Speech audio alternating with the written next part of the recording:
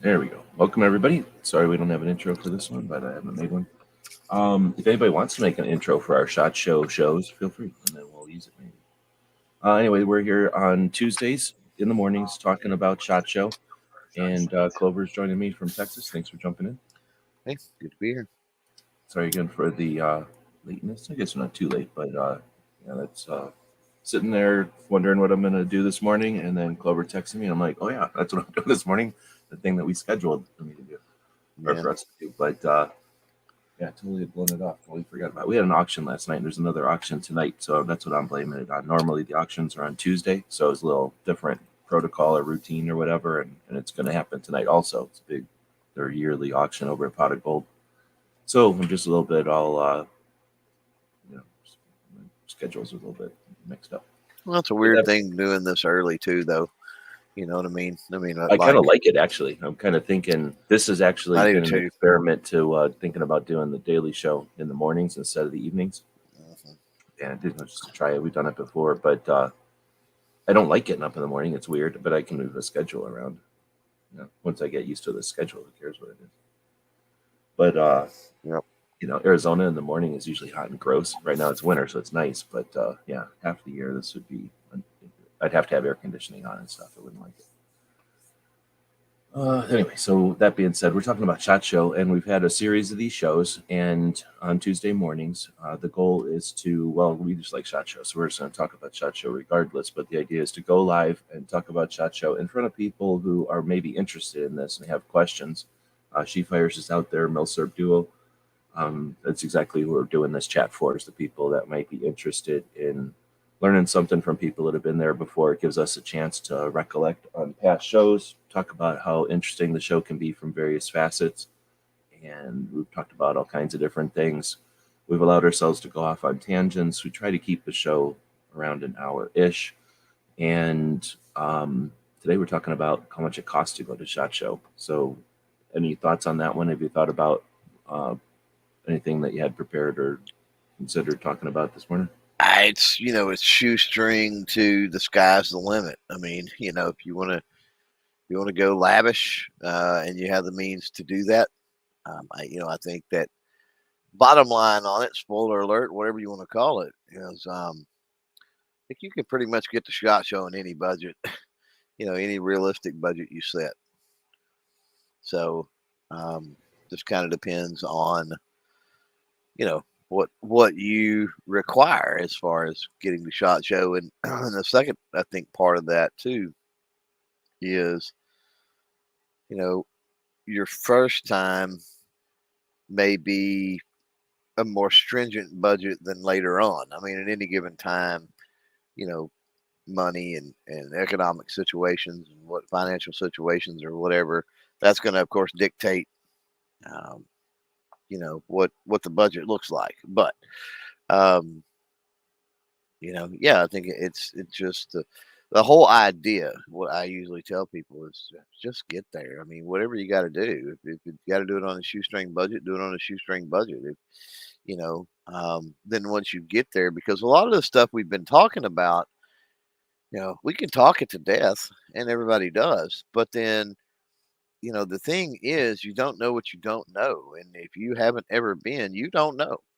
And so it's tough to get it in perspective to say, okay, if I put back, you know, $10 a week, or $20 a week, or whatever it might be, you know, um, I can get the shot, for the year, right? That gives Yeah, me enough to budget get it effectively, that, right? that gives me enough to get the shot show on a budget. You know what I mean? But you don't have that sense of urgency because you haven't experienced it before, and you just don't understand if you've never been. So, I think that the first time that you go, maybe work it into a budget and that sort of thing. And then I think once you go the first time, I think you start getting into the return. Once you go the first time, you understand, okay, I'm got, X amount of return potentially coming out of this. And it kind of gives you an idea of, subsequent years and that sort of thing. Filling out the economy, the price of the different things, of course, that it takes to get there. and you can get a good sense of what what that budget every year needs to be, right? If you're going trying to go, let's just say on the cheap, right? Because I say budget, and a budget's going to be different for everybody. But if you're trying to go as cheap as possible, right? That's gonna that's gonna definitely fluctuate from year to year. You can always spend a bunch of money and go. That's a good point. You can always spend money. So that's, and we're capitalists. We live in a place where there's things. Vegas is a town with a lot of things. So there's no top end. And you're going to a town where people gamble and win. Some people win. And that means that there's going to be stuff to accommodate those winnings. People that have got extra money that they're done with, they're just going to spend foolishly. There's places to spend it foolishly, luxury stuff and just dumb stuff and unnecessary stuff, right?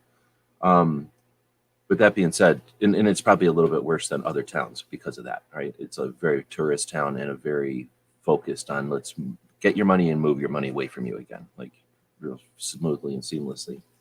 Right. Um, I was thinking though, um, as you were saying that, like one of the ways to approach this would be like, what are the costs? Period. Like, what are the things that cost money? And then once we figure out that list, maybe sort it between the basics, like the necessaries, maybe the extras, the things that would be nice, the luxuries, the things that just make it easier, and then the completely unnecessary because there's probably some stuff that people might consider either purchasing or bringing along with them. That's just unnecessary. They could spend that money elsewhere, right? Not carry it around. Yeah. Well, I guess carrying it around would be a different show. But Well, as far you as what are the costs, I mean, if you don't live in Vegas, you got to get there, you got to stay there, and you got to eat, you and you got got to get around. So I'm thinking those are about the basic costs. yep, travel, to and from and local, lodging, and then yeah, sustenance, food. And what Milsurp Duo, that's the one thing I'm hearing. I mean, lodging is definitely up this year. Flights are across the board, I guess you would say, are up this year. However, you know, this gets into, any of the things that we're going to talk about with cost. We got to say that's a caveat. We got to caveat that by saying, there are deals to be found if you work systems and whatever. I know people that are literally flying across the country. They live on the upper East Coast, and the price they're paying for their flight is just nothing compared to other people. I mean, you're talking about other people's round trips or 400 bucks or something, and these people are flying round trip for like 130 or something, 130 bucks, and it's like holy crap, right? Um, and it's just because they worked the system and they found, and they worked it. They started planning early enough. But that's another key to this, that they were able to work the system and find the deals and that sort of thing. Now, sadly, these people, and that's why these chats are important. That's why having your sphere of influence is important. Talking with people is important. The people I know that did that um, do not regularly communicate with other folks in the community, other creators. But it would have been a wonderful thing when they found that to pick up the phone, to do a private post, to a text, do something, and go. Just want to let y'all know I just booked a flight all the way across the country, round trip for 130 bucks, whatever it was. You might want to check into this airline or this website or this code or whatever, right? And share that information. Once they've secured theirs, of course, share that information. I'm not a big fan of blasting things out there before. It's kind of like, Black Friday sales or, some crazy something that's going on that, quantities may be limited or whatever. You don't want to screw yourself out of a cheap flight by talking about said, first rule of Fight Club, don't talk about Flight Club, right? Don't screw yourself out of that cheap flight by talking about that cheap flight before you've secured that cheap flight, you know. Um, but even with the higher prices, I agree with again with what Milsurp Duo is saying. But even with the what seems to be higher prices in air travel and lodging this year, there are still deals out there to be had and ways to, let's just say, mitigate um, that cost. Maybe not down to what it was in years previous, but in some cases maybe. But at least save a little bit. All right, so that was, you talked about a bunch of stuff there. I would say the cost of airfare is just like the cost of a hotel. You can find a $30 hotel, and then there's a $300 hotel, and there's going to be a different experience in each of those hotels. And some people who travel a lot and people who travel, I guess people who just travel occasionally. But anyway, some people that I'm going to say like the comfort or the experience of their travel is important to them. Other people, if they could be on a cattle car or like in the back of a crowded plane, uh, with bad air conditioning, and as long as they got there cheap, they'll be okay with it. Some people, if they don't enjoy the experience of the flight, that's worth the money to them. So that there's just that end. Don't have unrealistic expectations. And um, but I agree with you that you listen to 10 people and you'll get a range of you'll rarely Well, hear the same experience from those 10 people. Everybody's experiences is a bit different, but yeah, Vegas is one of those places. I wouldn't call. I'm going to say commuter. There's like just like L.A. or Chicago or New York or something. There's commuter flights. There's flights that happen pretty much no matter what because they're shuttling planes. It's one of their hubs. It gets enough tourism or whatever, enough action at a unpredictable basis that it's worth them to schedule those flights. Now, when it's super expensive gas, they might not be, so they might be piling things up. But still, Vegas is going to be on the cheaper end compared to a little airport that gets rarely used in the middle of nowhere, right? A non-destination point where you'll have to take extra flights and stuff. Typically, people can get to Vegas in one flight, and there's strategies. You can just go online. This is 2022. Go online and say how to get a cheap flight. What's the best way to get to Vegas, and consider making part of that your content. Right, your travel is something you're paying for. It's a big chunk of yeah, your travel.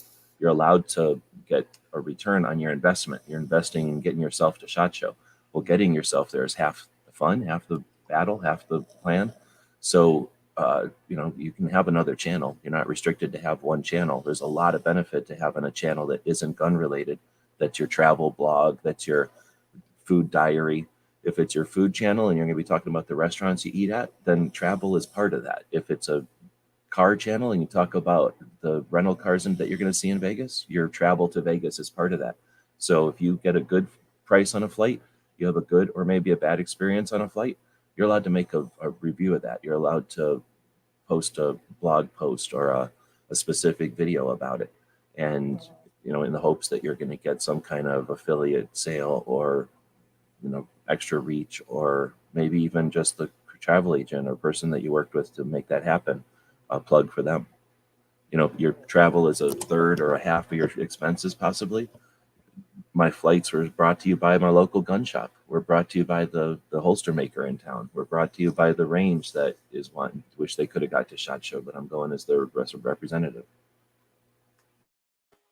yeah, and just to so you put cost collaboration out there as a note, but one of the things we talk about flights, but we're just talking about getting to SHOT, right? Getting to Vegas, and one of those is with cost collaboration that can be done is driving.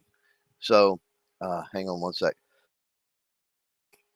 Sorry, weather's got me all screwed up. Occasionally, I got a cough, but um, there's a couple ways to accomplish the whole driving thing versus the flight. You got to look at that. Let's take, for example, um, the thing with driving is what you save in money, you lose in time, right? That's one thing that you got to realize with driving for the most part. It's definitely going to be slower driving, even if you are in a situation that you've got, you can split a 24-hour drive, let's just say three ways, 8-hour drive, three people, and go straight through on a 24-hour drive. Um, that still takes more time. Like you can fly the time to drive 24 hours is a 3 hour, 2 or 3 hour or something flight, right? So, you got to have the time. So that's one thing. But it's if you have the time, you could do that collaboration with a gun shop that's going. You could do that drive with, another creator that's going. Just somebody else that's going to, SHOT, right? And once you factor in the cost of because we haven't gotten into the travel while we're in Vegas yet. But, even if we're talking about a rental, oftentimes you can do a rental, and then by the time you do a rental and split that 2 ways, for having it for the entire week or whatever that case may be, um, it comes out to roughly about the same price as what the initial flight for 2 people would be round trip to Vegas. And then you take that and then you realize, oh, but then I don't have to pay for Ubers while I'm there. I have the freedom and flexibility to go and see and do because we have a vehicle when we're there. Is that the cost of the travel and transport within Vegas itself is there. So you have those perks. You have the perks of, oh, if I get, product that I can't bring on a plane, I can take home. There's just all these other things that play into the experience, right? So, that's certainly a possibility. Um, and then what cuts that, I think, even cheaper, and I've talked about this, and it's one of the things that affects me in my trip is just if you've got a vehicle that's new enough, reliable enough, that sort of thing, you can cut the cost of um, the travel to Vegas just nearly to nix, nearly to nil. I mean, you're talking about splitting the cost of some fuel, and that is it. That's all you have, right? So by the time you do that, and you add a person or two, in that collaboration, to split the drive time up to maybe be able to drive straight through or straight back or whatever the case may be, which shortens the time. Again, time is money. You get it. Then you save even more. I mean, you don't have that big cost of the rental car or the flight. And so for my wife and I, that's where we sit at this point. It's like we're making a car payment every month anyway. Um, and we've got the vehicle uh, to have a dependable, nice vehicle to go and do and get groceries and drive to work and do the things that we do around here. Um, why, let's put a little extra money into the care and maintenance on that vehicle. Let's put a little extra money into the roadside assistance, AAA, and other things that we can benefit on all the time, regardless of SHOT Show time or traveling for trips. And then when we get ready to go on a trip, we don't even have to worry about reservations or flights or any of that. When the vehicle's there, we make sure that the tires are good. We make sure that the maintenance is all taken care of. We fuel it up, and we go. You know, pretty much that simple. So that's my thoughts on the travel, back and forth. So I'm going to challenge everybody at home. And if you're interested in taking the challenge, first off, keep in mind that if you go look up any of this stuff, it's going to maybe give you, you're going to get all kinds of ads for travel and stuff. So if you don't want to do it, we understand. But if you feel like doing it and you got the time and ability wherever you're at, um, if you've got a travel website that you use, if you go, so there's different ways to do travel. I'm not a traveler, but I have traveled, right? So, and I travel in my way, and I know there's other ways to do it, but I'm familiar with other people and the way that they do things as far as getting around and for business and for this kind of thing and for just vacations, right? So you can go straight to a source like a airline and go straight to them. You can go through a travel agent, which is somebody who's familiar with the scene and is, you're paying them to get you the best deal. And then you can go through like an agency online, like I don't know what they're all called anymore, price something, travel something, right? And then there's probably other options. So if you've got an option, or if you're exploring those options, again, we're talking about creating content. That ultimately, when we go to SHOT Show, at least if you're listening to this show, you're either a manufacturer or somebody setting up, somebody is setting up a booth at SHOT Show, and hopefully you're listening and welcome to be here. If you're just attending SHOT Show, I guess, or if you're media, then there's a million different ways of doing this. But if you're creating content, then again, the trip itself, a massive portion of your time and your effort, you can rush it. You can get there as fast as possible. I think I've talked about it enough in other shows. I appreciate, after 18 years, what have I always said? Be fluid and appreciate the time you've got. You're getting flooded with stuff. You can get accustomed to getting flooded with stuff so that you're not collecting it all, but you're experiencing it all. And that's a different type of experience than getting a fire hose and walking away with a shot glass of content. You can also just experience the fire hose and then be able to describe the experience to people. Part of that experience is the travel. Practically, you're going to make way more money on the travel than on your SHOT Show stuff, unless you've got an agreement with a manufacturer, a shop, somebody who's paying you to create content, so that you're literally getting just paid to create content, which is super possible. This is a giant industry. It's the fifth largest show in Vegas. If you don't see the opportunity for creating, what do you call it, income from this, then I just don't pursue that. But there's certainly ways. I mean, I talk to people all the time who they make all their money at SHOT Show. That's what SHOT Show's for. So you can do it on your own money. You can do it on somebody else's money. But either way, if you're talking about the travel, you've got, I don't know, Clover probably knows way more than I do about it, but I'm going to just use the example of, if you're making $3 per 1,000 videos on YouTube, 1,000 views to a video on YouTube, per a gun video, what's travel going to be? 8 to 13, to maybe up to the closer to $30, $20, because people do travel and they care about it and it's not restricted at all. Tons of people interested in it. And you're traveling to Vegas, and probably traveling to Vegas. Well, you're either traveling to Vegas in an interesting way, in a luxury way, or in an economical way. In either way, there's going to be other people that are probably interested in traveling to Vegas that way, or would be curious about your experiences traveling to Vegas in those ways. If you go to Vegas, if you go to SHOT Show 3 years in a row, what if you plan to do it each way? Start with the easiest, cheapest way first, and then decide next year, I'm going to budget, like what Clover said, X amount of dollars a month that I think I'm going to need, so that when I go to SHOT Show next year, I've paid for it already comfortably. And then I can go luxury by getting, help with other people and whatever. So documenting the travel and whatever route you go is an opportunity, right? You can ignore it and you can get it as fast and cheap as possible. You're going to get that experience. And if you're talking about wrapping it around your SHOT Show experience, which is at least your only thing you're going to do at SHOT Show level each year, if you go to NRA and all these other things, then sure, you've got less interest in wrapping up SHOT Show real nice. But if the SHOT Show is your one thing and it's the thing you're spending all your time and effort on, hurrying up and getting there in the cheapest way possible and experience it, and then hurrying up and getting home the cheapest way possible as fast as possible is different than saying to whatever your other obligations are, hey, I'm going for a week, so I'm taking 2 weeks to do that.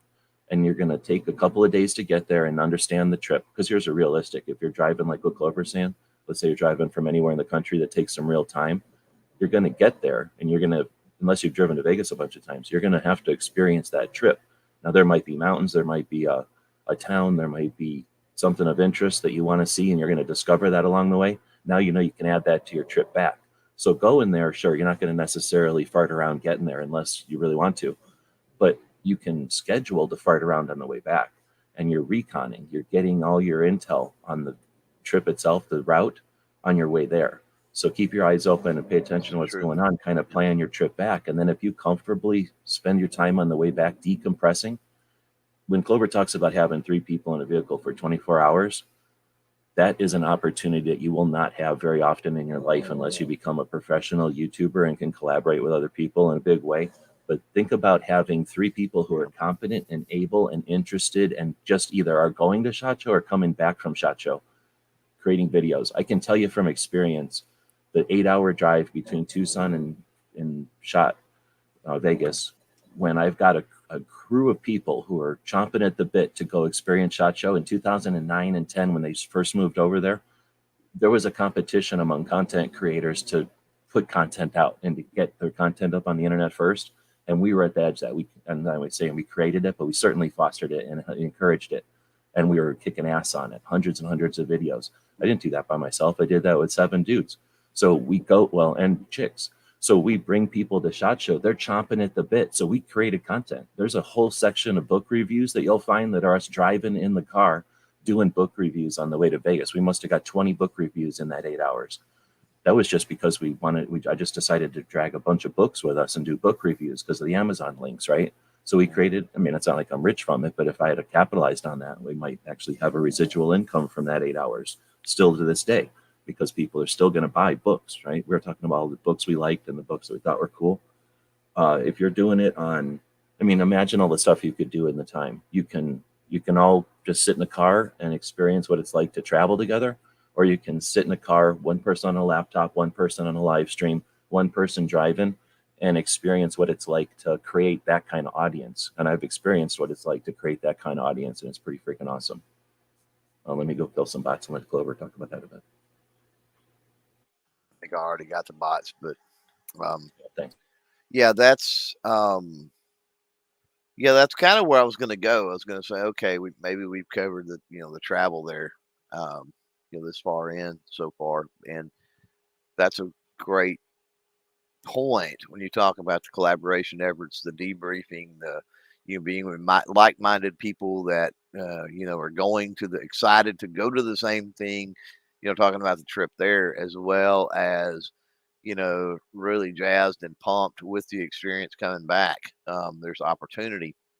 There's also opportunity, and it's a good segue maybe to switch into lodging a little bit because when we talk about saving money there, splitting costs with other people and collaboration there is definitely a thing and offers that same type situation, but it's on a day-to-day update type um, scenario or whatever, as opposed to complete after action. So, that's one of them things where you may all have your own separate things to do, but then, in the morning, when you're getting ready or, in the evening as you're winding down, and you're there at whatever the lodging place may be, you've got that opportunity to discuss the events of the day. And discussing the events of the day may lead you to change up strategies,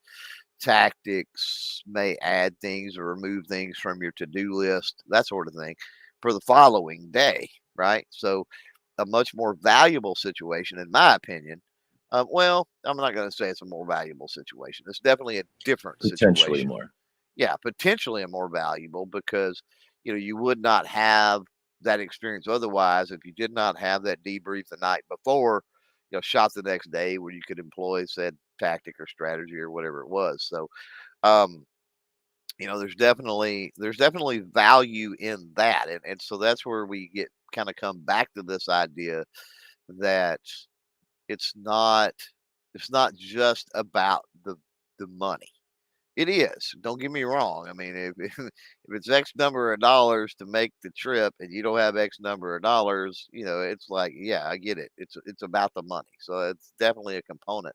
It's not just about the money. Not just about the money and not just about the time, but I totally get what you're saying, but it's also about the experience. And when we talk about return on investment, right?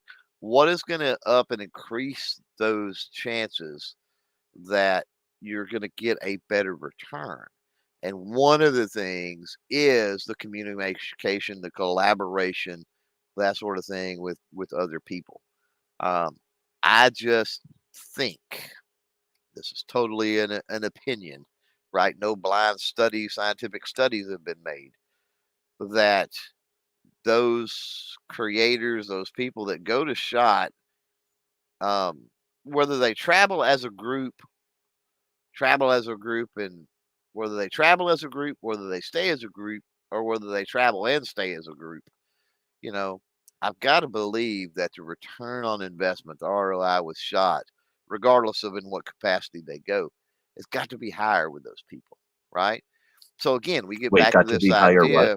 Got to It's be got to higher be what? higher. It's got to be higher in those situations, right? Oh, yeah, yeah. Okay. And so if that's the case, and In other words, budget, if like you could Star Trek beam to SHOT Show, do your content, and Star Trek beam home, it's going to be a better experience if you have to travel and get there and meet other people and deal with everything and then get home, just well, or if because you're of all that experience. if you're traveling with other people and staying with other people, is what Yeah, I'm yeah, getting at, right? no, yeah, exactly. Not just seeing people at the show and having those communications, but you're seeing people before and after the show. You're seeing The people on the way camaraderie is to different, and right? Like from. it's like being It's true. in a Yeah. situation with somebody that's Yeah. multiple days, and like if you are all Yeah. going home to a conference and staying in your own hotels, Mhm. okay, all right, fine. Or if you're all just telecommuting and you're all just signing into Zoom or whatever, okay, Right. fine. But if you're all in the same hotel and you're all in this, sharing rooms in that hotel, that's a dorm experience, right? That's a different Mhm. bonding experience and Yeah. awareness.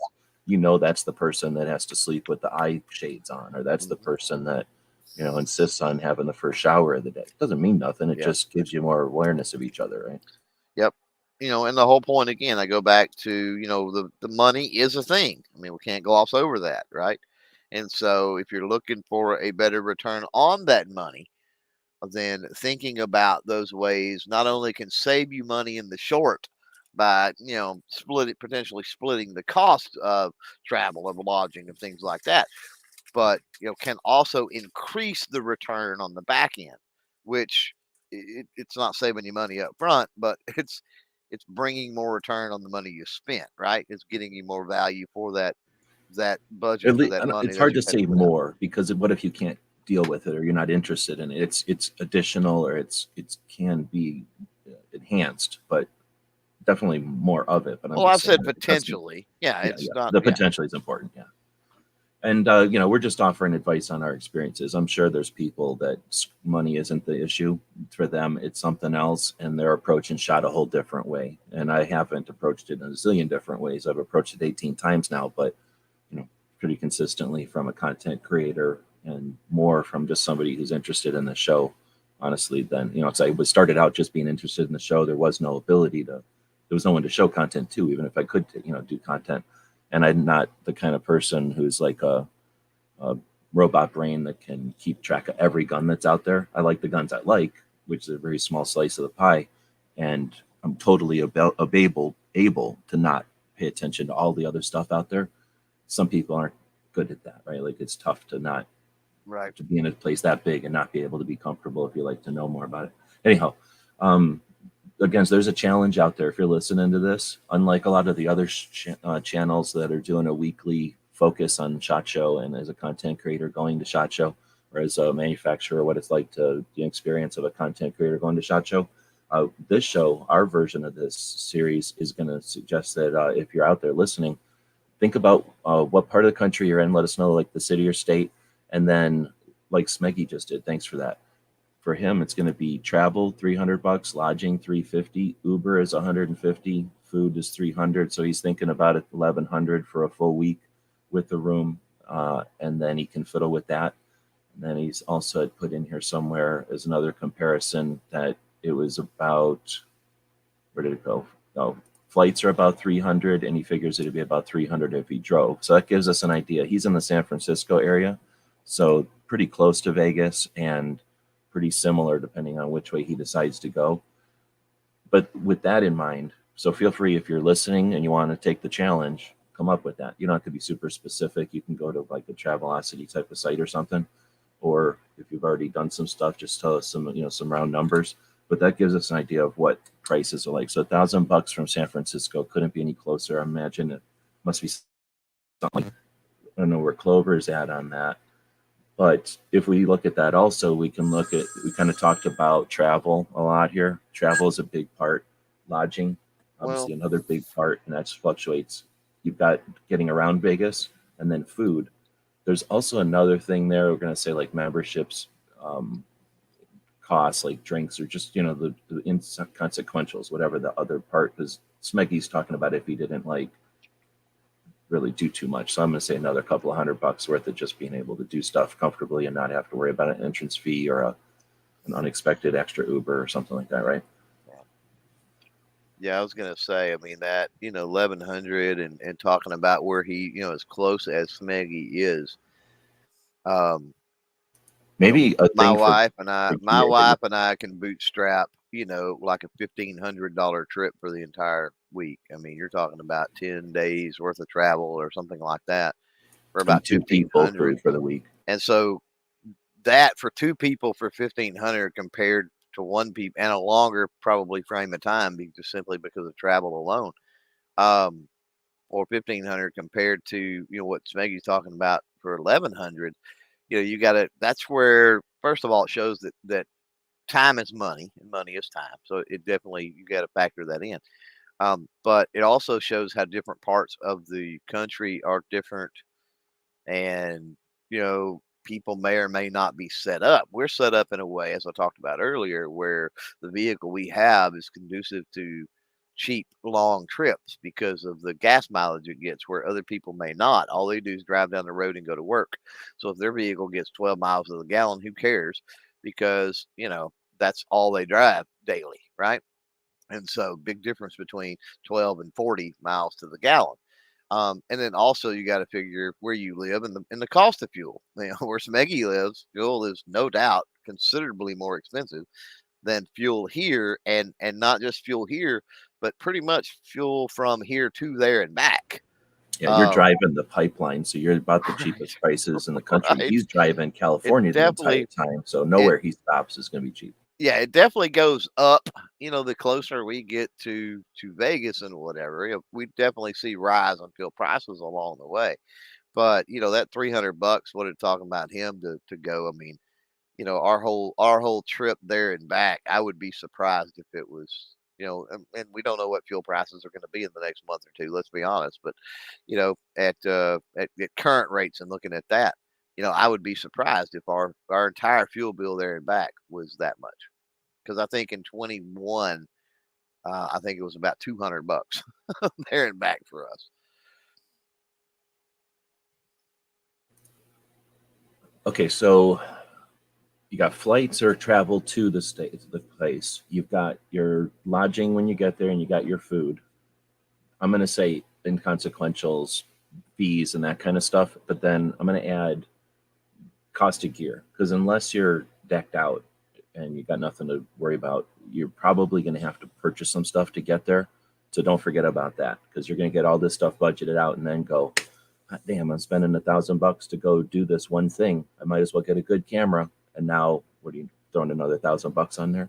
So maybe not for this year, but keep in mind that there's that Well, level too. Maybe you can borrow something. You are working with other people. Hey, you've got 3 cameras? Can you bring one and I'll use it during shot? And then you get experience with a new piece of gear. Hey, you got 8 microphones. Can I borrow one that you don't use anymore? And get experience on a piece right. of gear.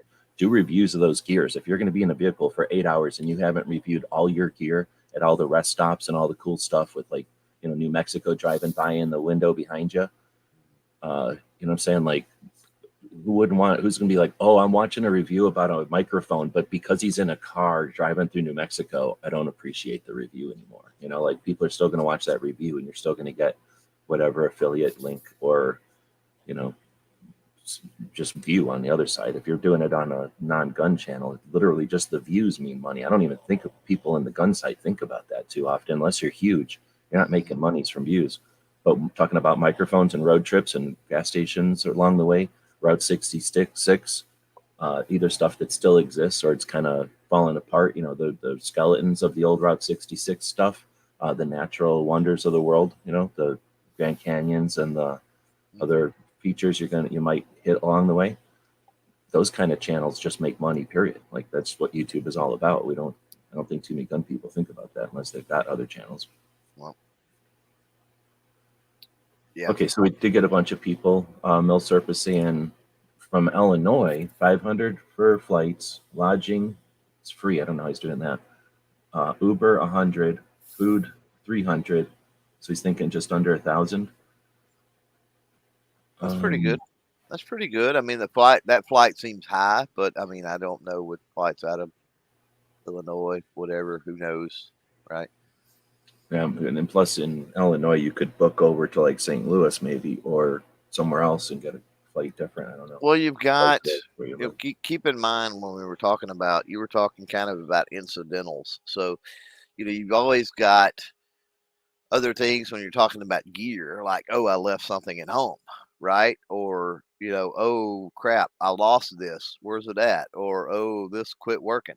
Maybe you're talking about a battery backup. Maybe you're talking about something like that, and you have to run to a store, preferably off the strip, big box store or whatever, pick something up. I mean, so, during that week, you're almost assuredly going to spend 50 to $100 on some type of incidental thing or things. I mean, without a doubt, there's going to be a minimum of that. So, um, that's one thing that I always do is almost always take $100 and I don't want to say I stick it in the bottom of my shoe, but and I don't take it in large bills either.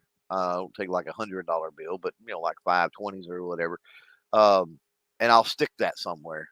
And like that's reserved, like, because I know that something's going to happen. I know something's going to come up. Oh, I, left a certain shirt that I need, or whatever the case may be.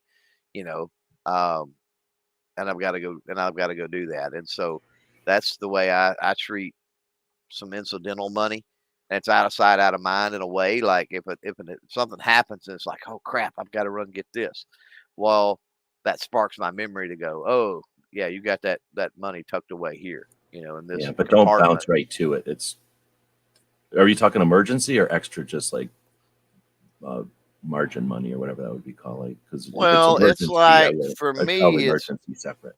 for me, it's like you need a piece of gear, you need a like I said, a piece of clothing. I mean, there's something you need. It's not. I don't guess it's mission critical. It's not emergency, as in life or death, or the trip is done without it type thing. But it's like, man, I really need XYZ, whatever it might be, and it's going to make things more convenient and easier, and whatever the case may that case may be. Um, yeah, I mean, I'm not talking about like medical emergency type life or death stuff at all. And that's why I say I take that, and I'll usually stick a little bit back because of that. I think we just got our first comment from Twitch ever. So welcome to Really Digs. All right, nice. so we broadcast this on YouTube, but then I always simulcast it over to Twitch, another platform that mostly is gamers, I think. And thanks for the comment.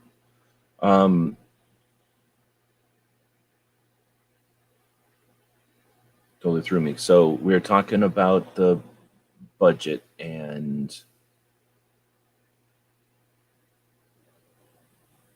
dang, I think I had something there, and then I just totally glitched it there. Oh, okay. Here's what I was going to say. So, unless somebody else wants to throw out there, because people that are traveling from further, obviously prices are going to go up. People that might be doing something different, prices are going to go up. Milser also said, "Is this the one? Spend in another, or I'm taking another grand for spending on other items such as the antique show, which is the weekend after, or maybe going to a machine gun place to shoot rental machine guns." And that's the kind of thing. It was a great point, because that's, I guess I was thinking of that kind of stuff, but wasn't getting it out. There's that kind of stuff, the things that might be adjacent to shot or whatever, that if you're already in Vegas, you can take advantage of. Do so. Let's say you're going to take another $1,000, and you're talking, at least at this point, unless somebody else throws us some other numbers, we're talking $1,000 to get to SHOT Show. $1,000. How many months are there? There's 12 of them. So if you chop that up, isn't that like $100 a month? Oh wait, that would be $1,200. So $100 a month. Do you got a gun shop? Do you got a manufacturer? Do you got somebody in your area that you've worked with? Maybe somebody on the other side of the country that you worked with. Maybe you're somebody who is out there and you're thinking, how can I be the most effective in my advertising? $100 a month. We talked about budgeting to get to SHOT Show. $100 a month is SHOT Show for most people. Now, what if you had two gun shops? What if you had a gun shop and some other thing like a gun show promoter? Uh-oh, hold on. I got a real life thing happening. Hold on. Kinda. I found him walking down the street over by the. Hold on. Kind of. I found him walking down the street one day and have been looking for his real people. Comma. I didn't think you would want him. Okay, so I might have found a sucker to take this little puppy off of my hands. Yep. Okay, so what if you had two gun shops, a manufacturer and a gun shop? Now you've got $2,000 to go to. I'm sorry, $2,400 budgeted to go to SHOT Show. Oh man, that was super complicated. I have to talk to 3 gun shops to get one yes. Oh man, oh no. And now SHOT Show isn't the same thing as it was a minute ago, was it? Right. Some comments about getting there together and stuff. Oh, here she fires. Flight travel from Florida 400, hotel 1200, plus 12-minute drive from airport to hotel. Oh, you're really getting into it. So you got food in there then, and then so that's more like closer to eight, no, closer to two just to be there, right? Even more than two just to be there. So that's a Yeah. fluctuation. Now, Florida has some of the largest recreational machine gun shooting with a constant supply of tourists. So Yeah. Yeah. $200 a month to be part of a channel that's going to SHOT Show for their first year. Couldn't think of a bigger bargain, but um, that's Well, something and maybe to put into an overall strategy for a channel, right? For time or so time. I feel like She Fires pulled some triggers on some travel stuff before reaching out, collabing, doing some things, right? Um, and she of course can respond to that or whatever out there in the live chat. And so, what I put was, I mean, she can definitely get her costs, especially on that hotel. I mean, that's ridiculous to pay that. I mean, you can definitely get some a lot cheaper cost than that. I mean, the way we're doing it with the condo or whatever. I mean, we're at like 300 a week for the entire week. So that's a quarter of that cost. So um, it it's something. This is why we talk about these. That way you understand and you know, and it's why we talk about that support structure and that the circle of friends and everything else. It's so important to broaden that out. Is because when you're talking about situations like this, that's where you do that, and you don't have to shoulder that entire burden of lodging and travel and whatever else, right? Being able to get around in Vegas, you don't have to shoulder that all yourself. You can. There's people that do it. There's creators. There's gun shops. There's whatever that go and they're by themselves and they're in their own little bubble. And there's nothing wrong with that if that's the way that you want to operate. But um, we do have a village, and it's um, it makes a huge difference when you're able to. I don't want to say take advantage of the village, but be a part of it. Let's just say, right? At this point, though, she probably just saying the hotel's held, but it's not paid yet. At this time, yeah, it's probably way too late to work on splitting. We've talked about it before, but you know, communications need to start happening amongst your inner circles and everything else. Communications need to start happening um, when in regards to SHOT Show by the summer of the previous year at the latest, and then reservations and things like that need to be nailed down and done, by you know October ish of the previous year. Um, and then something that we always make clear. I mean, we've got a condo. It is being split, essentially 5 ways.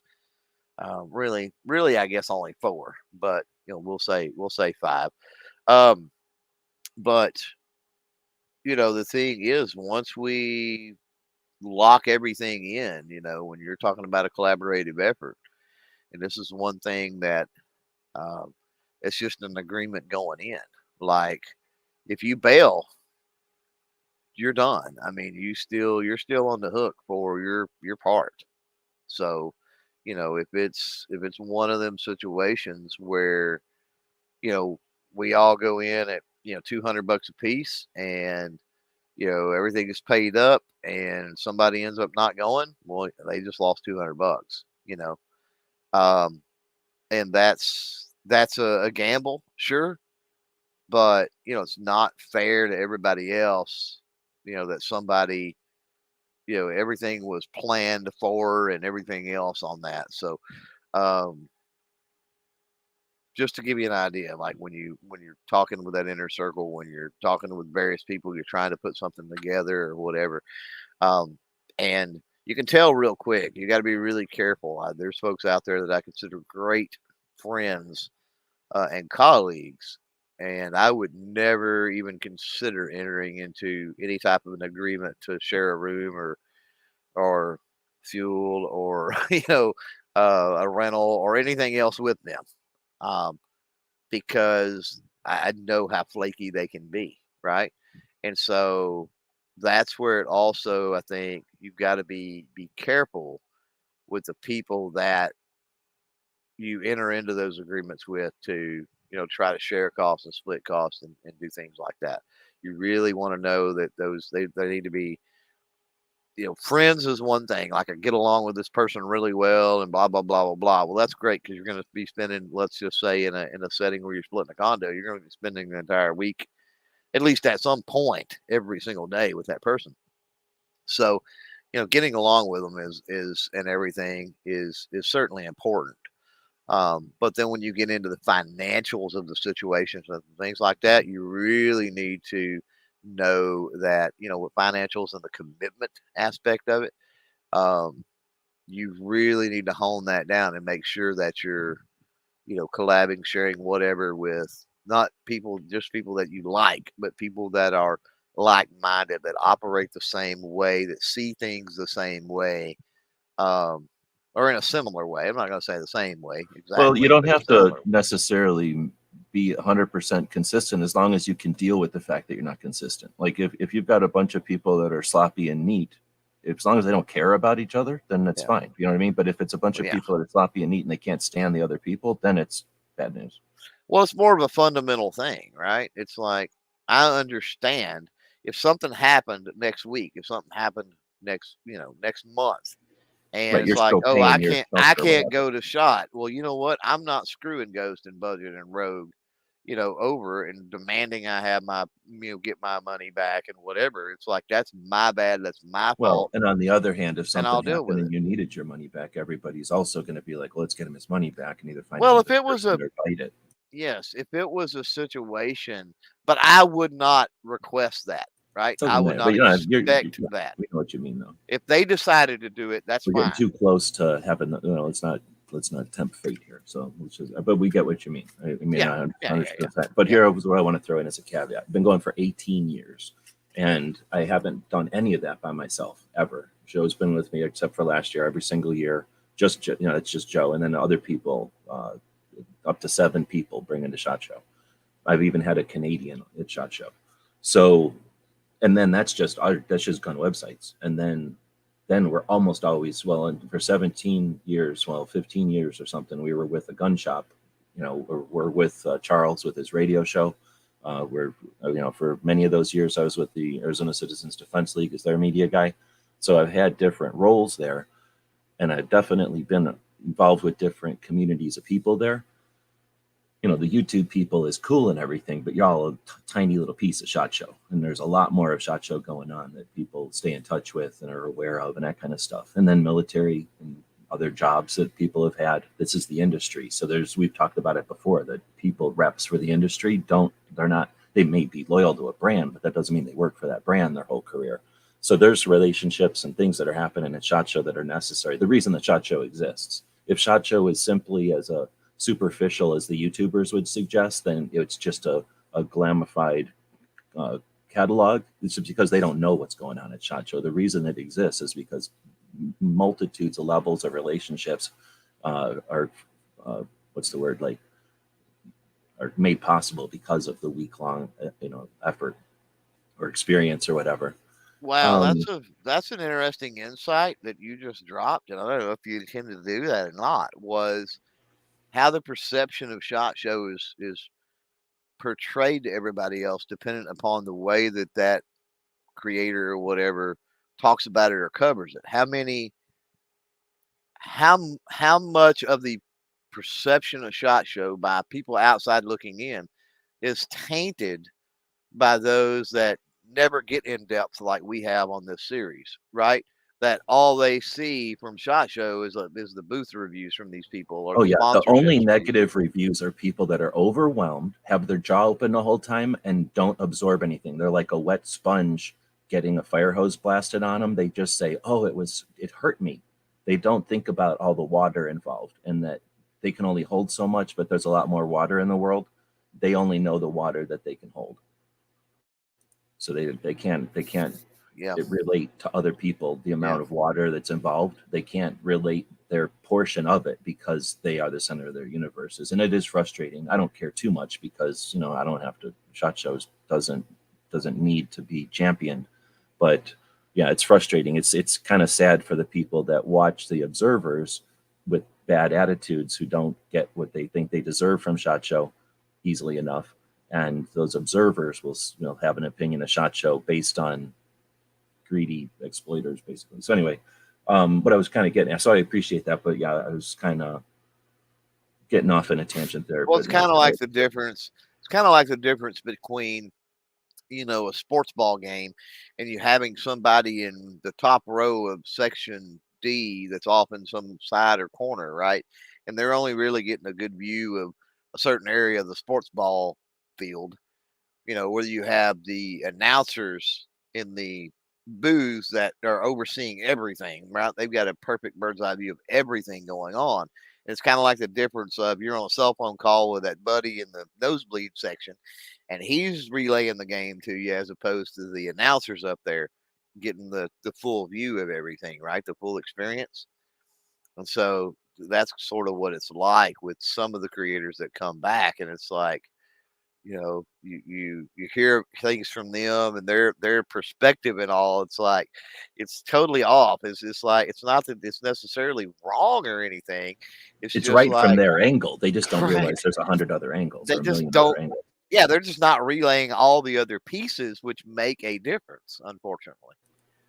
So I did tangent there, but what I was trying to head towards was, for all this 18 years and experience in different things, and I'm also like I really cherish just being able to be the fly on the wall, kind of watching because I don't have really too much skin in the game with any organizations. Like I can be a fair witness or whatever to what's happening because Well, and we usually our appreciate that. viewers are getting us to there, so getting Yeah. my eyeballs there. So anyway, what I was getting at is of all the dynamics or all the collaborations or of all the partnerships or of all the like loose affiliations that I've seen over the years, it's not the people that figured out that so and so farts all the time or that they need the hot shower, so they're going to get up at 4 in the morning and get the hot shower. They're the ones that's going to. We got the people that are going to sleep until 15 minutes late, and then they're going to show up and act like nothing's wrong. Like you've got all these different things. The person that's never going to pay for their Uber for some reason, like even though they're one of three people in the Uber, and they just never going to pay their three. There's just the weird stuff like that. And maybe I'm not aware of every single personal thing out there, but I'm nosy and I'm in a lot of conversations, so I know about stuff I don't want to know about sometimes. Um, but I think and I'm trying to as we've been talking, I've been trying to think if I'm just being contrary or not. But honestly, I think that solidifies relationships. Being in a real tight quarters or whatever, and I'm only experienced with the military. I don't do sports or other kind of things that people would get together, but I'm sure with sports, people travel as a team, go places, experience all kinds of different things as a team. So they get that bonding. It's probably a band would be the same way. They're going to go out as a group together in a bus and have, be bonded in a whole different way. And I think it can divide people, but more often it gives people such a common experience that's core to them and meaningful to them and it's providing for them that no matter what they're still going to share that experience. And again, in my experience, the people that have had the most fraction and the most division are because they barely touched. They've never sat down to eat. They've never considered having the same anything. Like they wouldn't collaborate on a video. They wouldn't. And sometimes it's frustrating when it's two valid people, but often you have to do that. You have to be able to, what's that word, discriminate or rationalize, like, play the numbers and figure out where your time is worth and that kind of stuff. But I think that's an element. So I just didn't want to discourage people from reaching out and saying, hey, let's share a hotel. It doesn't have to be your best friend. I don't think you're going to lose a best friend from being in a hotel with them. You might be like, oh, I'm not going to be in a hotel with that person anymore. It's still my best friend, but I don't want to have to sleep in a hotel room next to him, right? Or I'm going to get a hotel room with 2 bedrooms. We haven't really talked about the actual layout, but some of these houses and stuff, you guys are in your own bedrooms. That's a different experience than when we're all in the same room with 2 beds in the same room and 1 bathroom. That we're all living on top of each other. I mean, hell, we've been in places where I've always got my Doberman. So it was me and the Doberman, Joe, all in this little Motel 6 room, and then Haas laying on the floor. So we had three Yeah. dudes. I don't know how Joe dealt with it, because I've dealt with barracks and doing stuff, and like, okay, I'm inside and I'm warm. Like, I'm okay. I don't care if I got Haas's foot on me. Like, I don't care. Joe never been in any kind of experience like that. So somehow he dealt with it. But, that kind of stuff, that's where I'm getting at, is that sometimes I'm not going to say it's worth going out of your way, but don't be discouraged that if you're going to go with people that might hinder relationships. I think in anything, it's going to foster relationships. Even if you're talking about splitting an Airbnb, even if you're having to share a bedroom, and we're talking about, it can get a bit awkward when you talk about adding females into the mix and sharing bedrooms and stuff. Totally get that. But if you're talking, we're talking same gender or whatever here. Sharing it, like this room has 2 twin beds in it, right? Well, if you're talking about an Airbnb, that's a little bit weird. Don't get me wrong.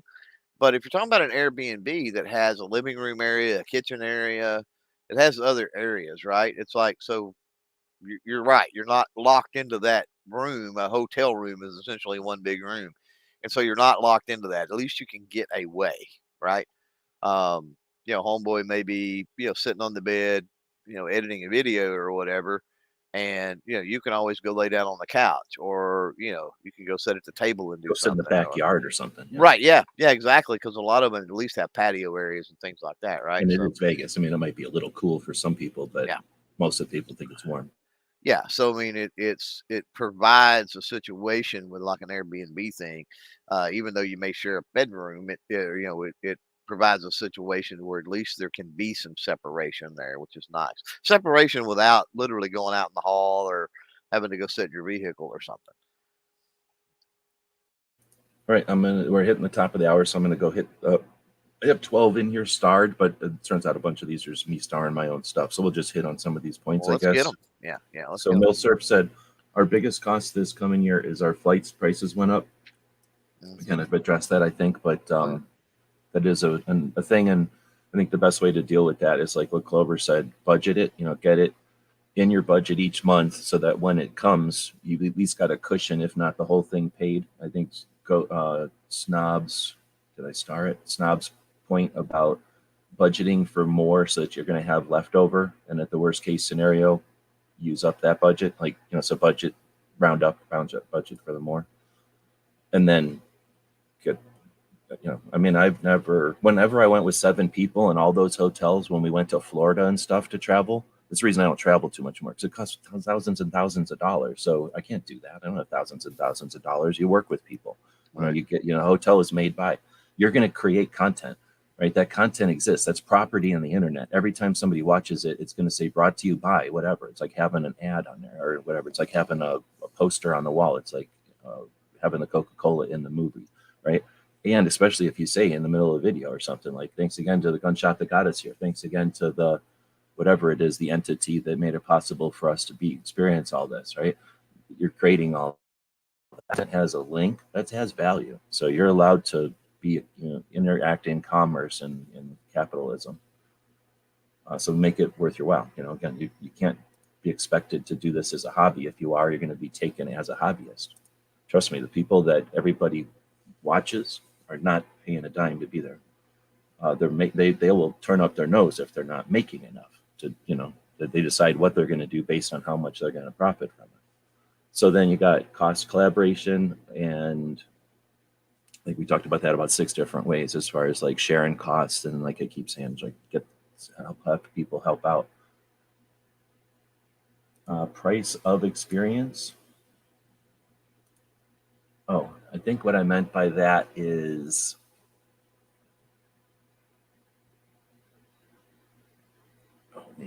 what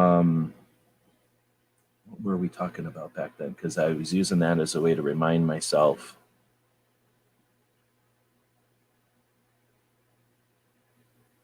Nope, I'm not going to remember, I guess. It was too vague on that one. So then we talked about the basics with everybody's participation in the challenge there, as far as costs and get an idea of their overall cost to be there. What about the extras, luxury, and the unnecessary? So let's start with unnecessary. Are there any things you can think of that are completely unnecessary costs that you've seen people? Would it be a rental car at this point? I mean, it's if it's close, it's close if it's not unnecessary. But Can't say. unless you have a real reason to have a rental car, I think that's almost unnecessary at this point. Mm, maybe. A fancy hotel, like you can definitely get budget hotels, like being on the strip is. I mean, if you save $100 a night at the hotel and it costs you $20 to Uber over, that's $80 saved, right? Exactly. Right. Yeah. Yeah. Um, Eating at the place, maybe the unnecessary would be like budgeting in food there, like eat on the way over to Oh the show yeah. and Yeah. then Yeah. eat Yeah. after. Yeah. Yeah. Buying anything, is there anything that you could think of people buying? Like, I mean, I guess cameras. I guess at this late in this game, I would not buy a camera and go to shot. Go to shot with Oh, whatever equipment you own because you're going to be yep. fiddling with it at a time when you're trying to experience too much other stuff. So Yep. I would think that necessary would be like buying a fancy camera. I always talk about in 2009, we bought a high def video camera to go to Florida, which I'm glad we did because it was a great experience. But we were also trying to learn how to do video, learn how to do HD video, learn how to edit and remove the HD video from the cards. And on computers that couldn't do that, right? So had so many learning curves that we had never experienced, like the large files, in other words, and moving those around and how much time it took a 2009 computer to move a high def video file when all we're used to is kind of medium sized. We were never taking high def pictures. Other people took the high def pictures. The luxuries, what kind of luxury? Like, if you had the money, what would be the first thing you'd buy, or the thing that would make life easier? Time. I'm saying time. More time on the back end for sure on your way Yep. home, and then time on the front. Yeah. Luxury. I mean, I don't know. I mean, any particular thing. I mean, it would be the Another luxury. I guess would person, be the money. luxury of bringing a spouse or another person that can just make life easier while you're there. Yeah, luxury would be being able to fund the trip for somebody else that I can use as a gopher, right? Pack mule. I mean, various things. I mean, at the same time that they're getting to go and experience the show. So that could help me. And then at the same time, it would be a thing for them. So So let that me just definitely interrupt for just a second. being Hold able on. to stay. Let me just say, going back to that, if it costs $1,000 to get there, if a second person is coming, it's going to be less because there's shared costs. So Right. maybe it's only 700 to get that spouse or that other person there that makes life easier for a content creator. So if you're a gun shop, you're a manufacturer, you're somebody that is looking to advertise, $100 a month to a content creator would be the difference between going and now going with, the extra help. And then if you bring a spouse, it's not a vacation, but it's like, hey, I'm not just going here to goof off. Like, go with me, see what work I do, let's experience shot. I mean, you've experienced this both ways, right? Is it better with the spouse versus doing something alone, coming home and then being like, guess what happened on my vacation? Or let me tell you about what happened on my vacation slash work vacation slash vacation. I think there's way more stories if you go with a spouse, for sure. But anyway, I just wanted to interrupt to It say, like, depends that on the might, if you're spouse. Well, make it easier for people. it depends on the spouse. I mean, For I sure, mean the that's relationship. It might be best friend, it might be channel partner, it might be bringing your dog. Some people don't want to go because they can't bring their dog, but boom, now they got some extra help. Their Patreon boosts up because people think about it, and now boom, they're bringing their dog right. or whatever it might be. The maybe it's the kid. I wanted to go, but I like spending time with my kid.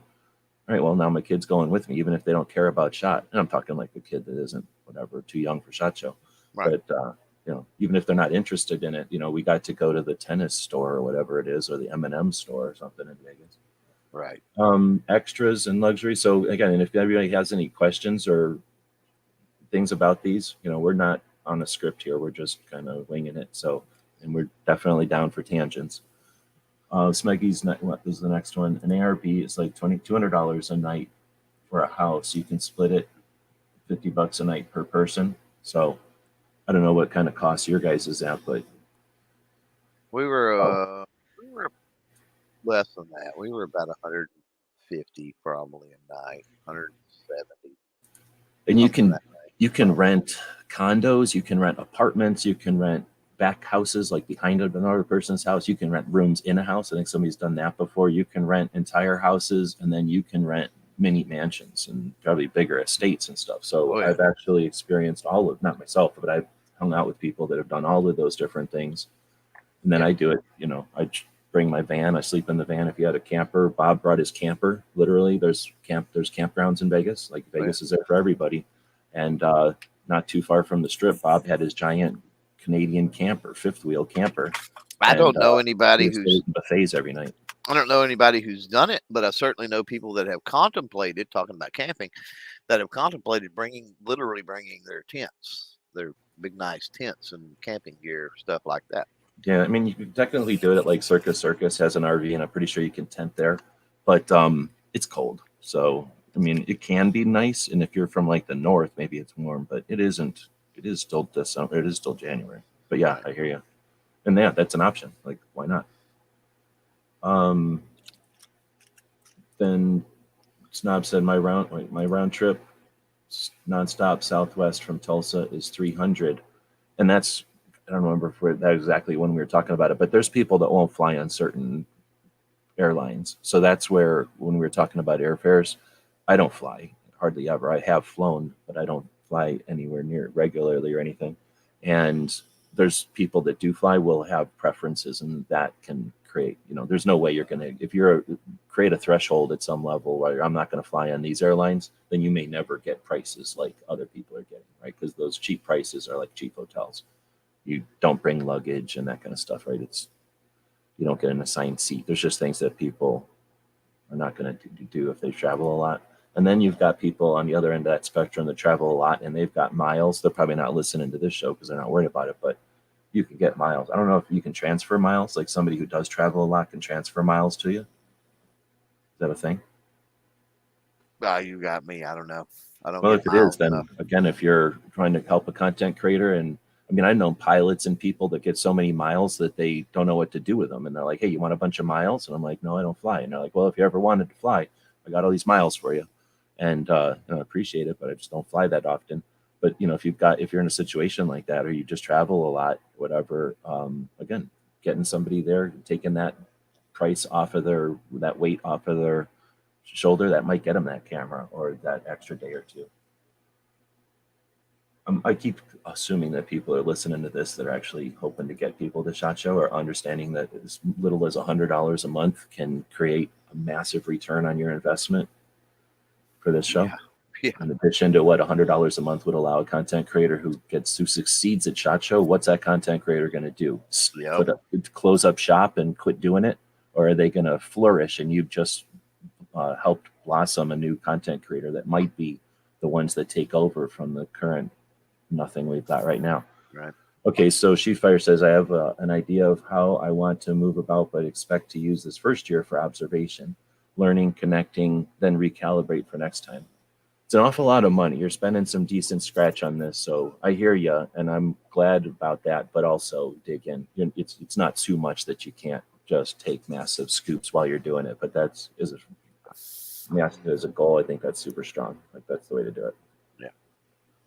And especially if you're in this to win, you're in this for the game, then yeah, this is your first year, and think of it as your first experience. When you're new and you have done things over and over, you've begun new things once or twice in your life before. You think, oh, if I could go back and do that over, well, this is you don't have to do it over. You're doing it for your first time, and you got all that, and you've got other people, like Clover said. There's a lot of people out here that are on your side, right? Right. What's the bottom line for SHOT Show content? I know I was trying to remind myself of something with this one. What is your goal? What are you trying to accomplish? I think I had more of the bottom line, like cost wise. And yeah, but let's take it into another way, because I have no idea what I was trying to tell myself there. Usually I try not to interrupt if you're in the middle of something, unless I do interrupt, obviously. But if it's something, I can leave myself a note. And then if it goes off on a tangent, I just forget what the hell I was leaving myself a breadcrumb for. Right. But let's go backwards. We know that we're talking 1,000 to 2,000 a person to get to SHOT Show and to be there. And if you figure you have 4 days, because you're going to be, for that $1,000 isn't somebody who's there for a day or two. You've got the same travel cost, but everything else goes down. So it might be not significantly lower, but lower if you're only there for a couple of days. But this is why going there for a couple of days is the sucker bet. It's incrementally nothing more to be there for the full week than to be there for 2 days, right? Right. Nothing more. So you're already going to be there. Here's the big cost. If you're going to be there for 2 days, one day, no matter what, I have to spend a day figuring out what's up. Now, I, after 18 years, can wail on day one more than anybody because I can. I don't care. But you know what I'm saying? Like, I took 18 years to be able to do that. Everybody else, and I'm still like walking around, looking around. I don't automatically know what SHOT Show is. So you got one day of what the hell, and then you've got a day of trying to capitalize on whatever you figured out, and then you're going home, and you spend all that money to have one day. You do that with 4 days. Now you've got one day of what the hell, one day of, oh, I'm taking everything I can get. One day of like, okay, that didn't work. So let me be realistic about this. And then one day to clean up. Hopefully you're giving yourself a day to go to the Antiques Gun Show after. All the coolest people in the industry hang out at the gun show after, just saying. So, right, going for incrementally less time or cost for that extra time, and it's incrementally less to be there. But you're right, for like a job or like a relationship or something, it might stress out a relationship with somebody who's got to be at a full team or something. So that part, okay, I got you. But if you're literally just nickel and diming it, then I tell you what, go with the extra time, because the content you're going to be able to gather and create is immensely more. It's multiple times more. And you're going to get more comfortable with it, and that's your experience. So you're going there for experience. You're going there to become experienced. You're going there to experience the environment, but you're going there to get better at your craft, right? And you can't get a better place to get better at your craft than SHOT. It is ultimate. So go in there and experience it, dipping your toe in the Olympic pool, and then going home and saying, oh yeah, I drove all the way to wherever, I got myself to Rio de Janeiro and I stuck my finger in the pool, and then I drove home to tell you about it. That's a little different than, yeah, I went there and, we swam and I learned a little bit, and next year I'm going to be able to, you know what I'm saying? So what's the bottom line? You're going to be there. You're going to get some amount of content. So hopefully we're talking about people that are going to be there for 3 days. So I just went through the scenario. Day one, write it off. Day two, all right, you're going to try to get everything. Day three, you're going to get the rest of everything you tried. And then day four, you're going to like just kind of walk around in stupor. You're going to be super tired. Yeah. So you got 1 day of as much content as you can get, a second day of trying to do good at it. Thursday will be your best day. And then Friday, right? So what are we realistically talking? 5 videos the first day, 10 videos the first day, 5 videos. The dynamic. Day, 5 videos the last day. So maybe 25 videos, maybe 15 videos from SHOT Show, divided by that $1,000. So let's say $10 to $20, 10 to 20 videos, somewhere there realistically. So that's how much you're paying for those videos. That's how much those videos are going to cost that content creator. That's how much they're going to cost you. So when you're sitting around SHOT Show and you're taking pictures of everything you can possibly see, you got 20 videos and those things cost you $300 or whatever. What would it be? Let's do the real math. 10 of them at $1,000 would cost you $100 a video. So you're charging yourself $100. It's budgeting you $100 to see of each thing. So if you're going to walk up to a booth that's got a video of a little speck of dirt that costs 50 cents, or you're going to walk up to a booth that's got a $10,000 bag with an affiliate return of $300 every time somebody buys one, what's the bottom line for SHOT Show? Right. You're going there to fart off, or you're going there to take 20 videos, 10 strategic, 10 tactical, and a couple of, I'm going to get good at this. Like, I need to figure out how to do a booth review with something I'm not comfortable about. I need to know how to approach a celebrity. I need to know how to do audio in a crowded room. So it costs you $100 to get these videos, but you come out with the ability to do this. This. I've watched SHOT Show videos for years. What sucks? The audio. What sucks? The lighting. What sucks? The people they choose to talk to. So what's the bottom line? What are you going to get out of SHOT Show? What's your part of SHOT Show? What are you bringing to the world? What are you showing the industry that you're valuable for? What 10 things, 20 things can you do at SHOT Show that take you 10 or 20 steps closer to what you really want to do with your channel? So I think that's what I kind of had in mind with the bottom line. There's a couple of different ways to approach that. If you want to talk about this for real for your channel, we'll both do channel consulting for money. Like you can pay us and we'll give you our experiences individually, or we'll talk to you together in an off-air chat. If you're a Second Amendment advocate, I'll do that for free. And I don't mean some of you likes to talk about guns, but I'm saying if you create content with the focus on what our Second Amendment protects, and that, we'll talk for nothing. Just give me the time you want to chat, and we'll chat about real life, how to get SHOT Show so that not just your project is paid for, but you're getting towards the direction. Those are 20 specific targeted steps to get you, or videos to get you steps to wherever you want to be. Right. So Milsurp Duo, talking about, did you want to hit anything on that? I kind of wailed on some stuff there. No, I just real quick. When you were talking about that, it popped into my head two mistakes that I see that are made. Number one is not getting to SHOT Show at the absolute quickest point you can get to SHOT Show. Like, instead of, well, it's 6 months away, I'll wait till the next one, dragging your feet. Like, don't do that. Get to SHOT Show. And then the second mistake is not going for the entire week. And I did make that mistake the first time. I'll never do it again. I agree. So number one, get there, period. Number two, get there for the entire week. Everything else will line itself out once you get those things taken care of, for the most part. Because if you're adamant, competent enough, committed enough to make those things happen, right? I think you're committed enough to make SHOT Show work for you.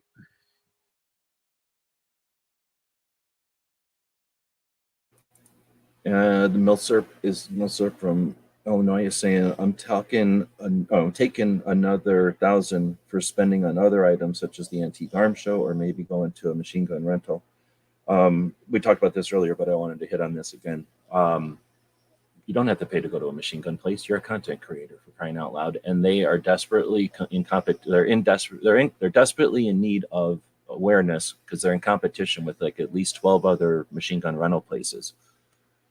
It's kind of last minute at this point, but there's, let's say, well, there's the gun store. There's the other one that's going out on the way to I'm doing them in order that they were created. The one that's on its way out to Pahrump, you've got Battlefield Vegas, you got Machine Gun Vegas, you've got the Machine Gun Room or whatever it's called, you got 702, and I'm probably missing a couple. I know I'm missing a couple, but those are the 5 or whatever big ones. One of them might be booked. One of them might never be booked because they're not going to book during SHOT Show. They've been there too long, right? One of them will have a private room, so they can get booked, but they can also have people shooting the whole time.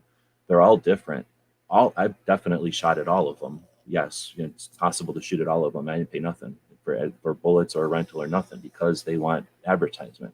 So contact them and think of it as a challenge or something. So don't pay for the machine gun shoots if you can help it. You're also going to range day. There's other range days. We've talked about that in other shows. So take that one out of your $1,000, hopefully. Have you been to this show that we're talking about, this gun show? I can't remember if you've stayed and gone to it or not. No. Okay, so it's not the biggest show, but it's a unique show. So it's knives and antiques. So nothing really more modern than World War II would be probably the most modern, and you barely even see that many World War IIs. This is really cowboy guns and old guns kind of stuff. But it's an interesting show. But there is other things to do in Vegas, and I just wanted to take a second to say, and if you are, I'm worried about money all the time because I'm dumb and I just don't do my stuff. I don't look at the getting rich part of the equation enough. And I've taken some risks and paying for them now financially. But a lot of people aren't in that situation, and they are going as a vacation. So there are a lot of, we mentioned the machine gun rental places, but there's so many cool gun shops in Vegas. Vegas is a cool place. There's Nellis, a big giant Air Force base. I forget what all they do there. One of the coolest, if not the coolest surplus store in the world, Hans Military Surplus, is in North Vegas. There's so many things to do in Vegas that are unique and fun that, we're concentrating on the poor, like, cheap end of it.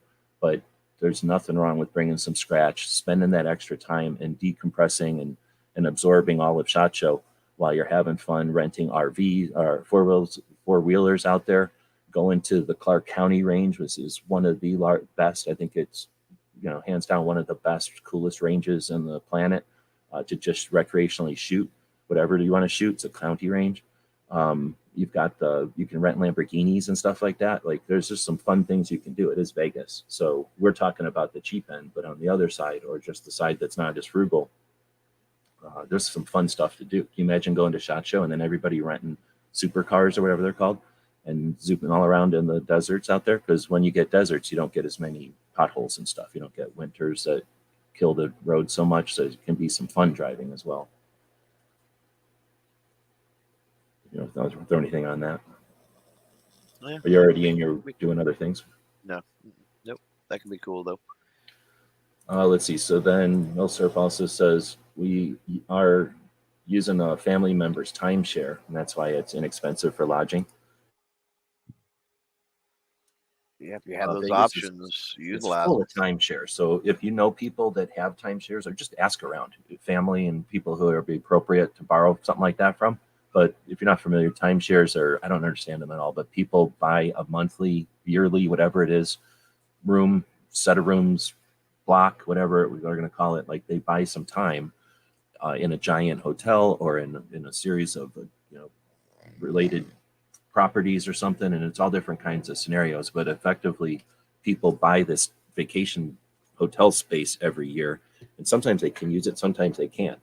And some people are sitting around frustrated because they're not able to use it and they're paying for it. So sometimes they'll just give it to you depending on the relationship, or give you, if you can give them a chunk of their fees or something, you can get on a really nice place sometimes for really cheap. Timeshares are not always really far away either. Some of the best places on the strip are timeshares. Sometimes the hotels or the buildings, you'll look up the building and it's like 10 or 20 whatever stories. 3 stories are a timeshare. 3 stories are this hotel. 4 stories are business or something. Like there's different things going on in those buildings. Have you ever used timeshare? No, I never have. I think Not knowingly anyway. Well, that's true. You might get one and be somehow subletting it or something. I think between all the people we know with timeshares, we've done out of the 18 years something like 6 timeshares or something, and they're usually pretty nice. And if it works out as, again, maybe you're a gun shop owner or a manufacturer or in the industry and you've got a timeshare sitting around eating you every year, well, now throw it at a content creator for SHOT Show. Brilliant. She Fires had mentioned that she had not yet paid for that hotel, so hopefully that helps out with that. Well, that's a great point to make with folks that are, the cost and they're worried about the budget. Is that depending on your lodging options and stuff like that, not all of them require the payment at the time of reservation. So that does give you time to, work that out and whatever. And when you're talking about VRBO or Airbnb, some of those offer a payment option even to where you can, half is due now or a third is due now, and then a little bit's due later on and later on. So there are options to split that up if you're looking for that sort of thing.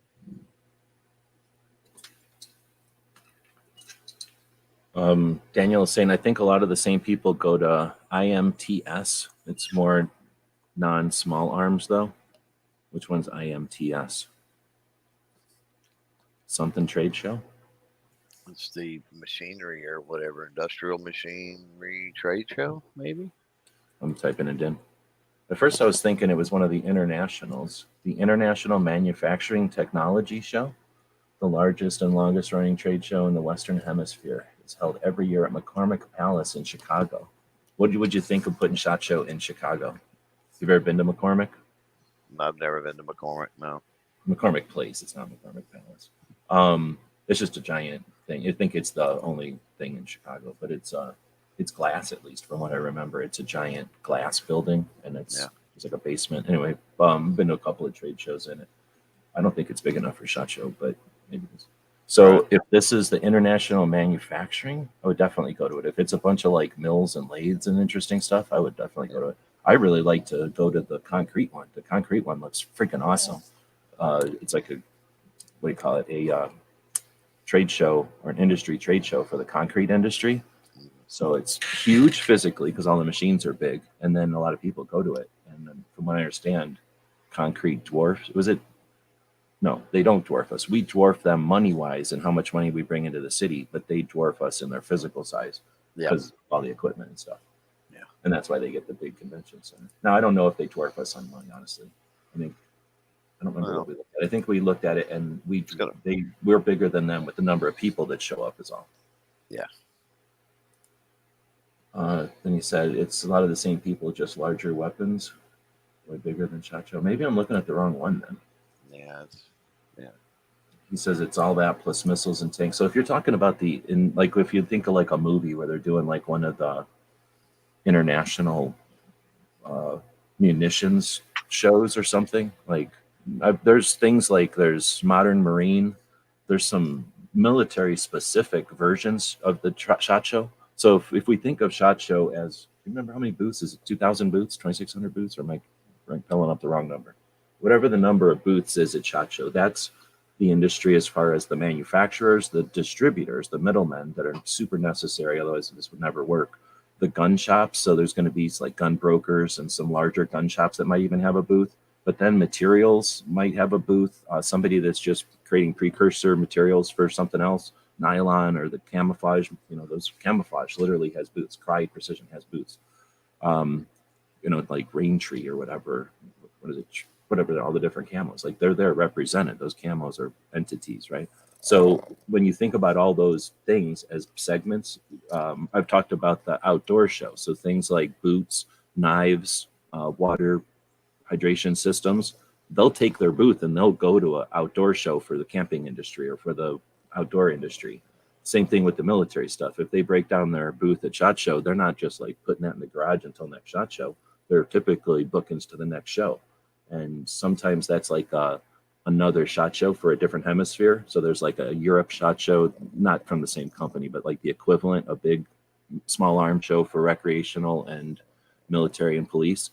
There's something like that for Europe. There's something like that for Asia. There's something like that for all the different continents, I think, and maybe a couple of more. Watch a couple of the international people, and they'll go to some of those. Some of the companies will go to some of them too. Like the big companies go to a lot of those. But then you get the ones for like Marines, the Army. I don't know if Navy has one. I've never heard of one. But there's what do they call, like branch specific shows. So some of the companies will say, I want to cater to the Marines for whatever reason. Our stuff's so hardy or our stuff's so strong, or more than likely they were Marines or they are Marines. So they're gonna, make sure that they go sell their stuff to the Marine Corps. Well, the Marine Corps started doing a thing called Modern Marine a while back, where they essentially just bring all those booths from SHOT Show that are appropriate, and they set up something for the generals and the procurement officers and the different people in the roles of having to make decisions show up and evaluate, and that gives them essentially a range day, right? A version of SHOT Show that is no cameras, right? Different type of situation. So yeah, these other shows that exist have different roles, and I've been to a couple of the military type things that, I don't know if we're allowed to, it's not that they're secret, it's just that because of the people who attend, you're not taking pictures. There are no pictures allowed.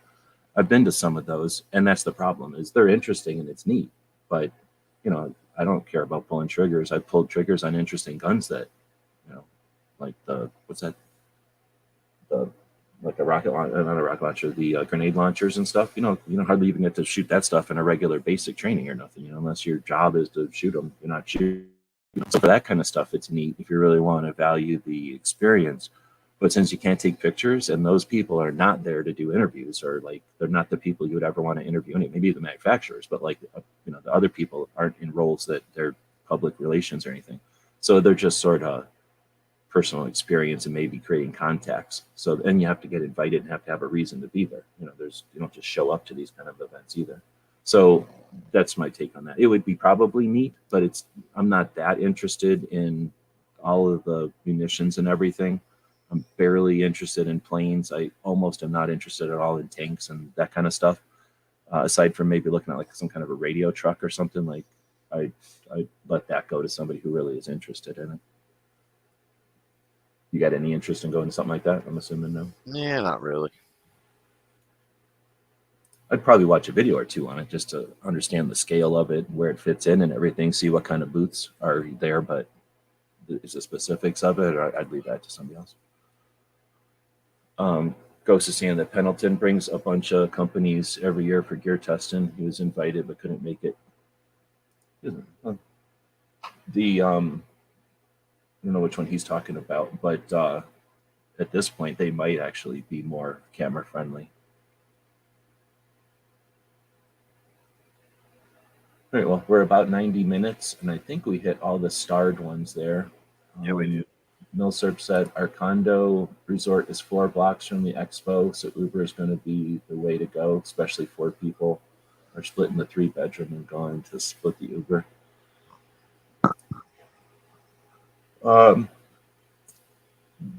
Just again, you can do what you're going to do, but if you have a rental, it's not like if you're already planning on the rental or that was your idea, like there's nothing wrong with the rental. And what a rental does give you, and we've kind of shit on it before, but you can go back if you park somewhere close by or even not close by, and you end up getting a bunch of stuff for whatever reason, however it is or whatever it is, you have a vehicle to go book it to. If you're Ubering, you're definitely dependent on being able to put it into coat check or like stowing. Well, there's nowhere to stow anything. There's no like hidden rooms. There's no part of SHOT Show that you can just, I'm going to leave something here. There might be a booth or something that says, we'll hold on to it till the end of the day for you. But don't assume that. Those booths cost a lot of money, and there's, a crew of people. And if they're all going around telling people they're going to stow people's stuff, then, so if you were a booth, keep in mind that that's a good idea. Do it reasonably, but don't assume as a content creator that every booth is just out there to hold your stuff for you. I guess I'll just make a point there, because as I was saying that, I was thinking to myself about all the different circumstances. If you see a booth that's got a big chunk of it not being used, and you're carrying around, or you have a potential to carry around something heavy, and just it doesn't hurt to ask. The worst they're going to say is like, no, we don't feel like doing that, because they might be the total opposite and go, oh, you need to put something heavy in our back room that we're not using? Yeah, go for it. Well, also makes a difference if you've established a relationship in some capacity with that company already or whatever too. Well, that could be the thing that helps I you can create think that of relationship. well, oh, I'm the guy that had that stuff in your back room. Oh, that guy. Okay. Yeah, it's true. Yeah. I mean, you don't know. Everything's different, but again, be ready for whatever might happen. Mm-hmm. All right. Oh, go seeing. Yeah, no cameras allowed. So yeah, they haven't changed anything. All right. So with that, I think we'll wrap this one up. We talked about pricing. I think we've kind of actually did quite a good job on this one, because we don't really do more than just like a vague direction to head in. But we figured out that it's going to cost somewhere between $1,000 and $2,000 for most people to get there. And again, that's a real good way to kind of create a budget and to understand just how efficiently, or how in many ways you could divide that up to make it easier, or plan for, I guess, next year, if you're depending on where you're at in this thing. Right. So I think we were going to do you want to do, or what do you think? Should we talk to have a panel with people that haven't gone first, me and you and people that haven't gone, or should we have a panel of me and you and people that have gone to a bunch of them? Which would be a better one to have first? I think the first timers. Yeah, I think let's go first timers. Yeah. Okay, so anybody that wants to join in, what I'm going to do is schedule a show for this time next week, and we'll use that as a placeholder. If it turns out over the week that other people, that can join in at this time, then we'll do that. We'll just invite the people into this room.